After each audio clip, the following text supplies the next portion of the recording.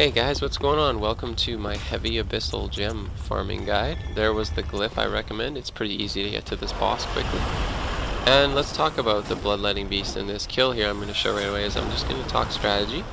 I hadn't really fought him too much before, just when I needed to. I never farmed him. He's kind of frustrating to fight because you just got to get under him and try to hit his feet.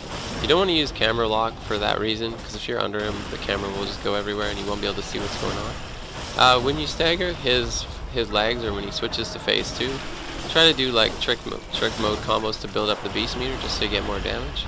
Strongly recommend a quick weapon so you can cancel out of an attack, because he moves and attacks a lot, so you want to be able to stay under him and avoid getting hit. So once you're able to defeat him, what sort of a gem are you trying to get? Well, obviously rank 20, and then a good secondary like adds physical attack, adds charge attack, maximum damage up at full HP, and then you want a good curse, like stamina curse is what I like, or like the kin curse isn't bad, right?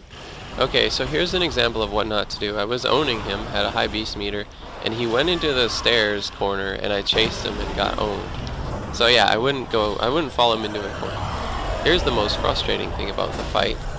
He will constantly stagger you because you're under him, and that'll interrupt whatever it is you're doing, whether that's an attack, or let's say you're under him and you go to hit a blood vial, or you go to roll, and he does that, you won't do anything. You'll just get staggered and you won't use that blood vial, and when you can't see your character, that can be frustrating.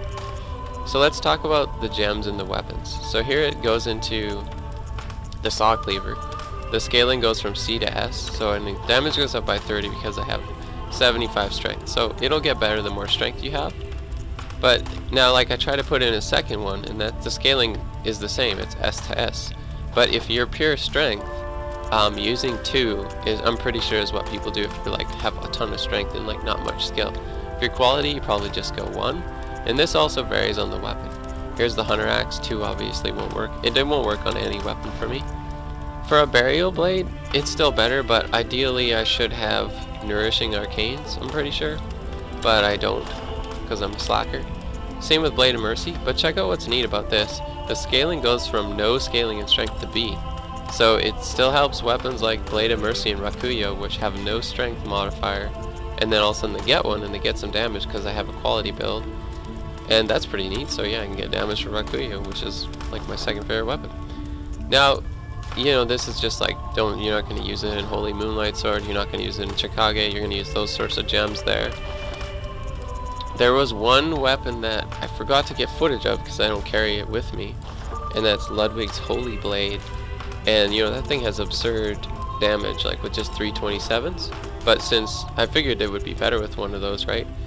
It has about 1100 with 327s, and I put in one of these Heavy Abyssals, and the scaling, or the damage, went down with just 1. And I guess that's because of the multipliers are just so nuts on that weapon with the high stats I have, maybe.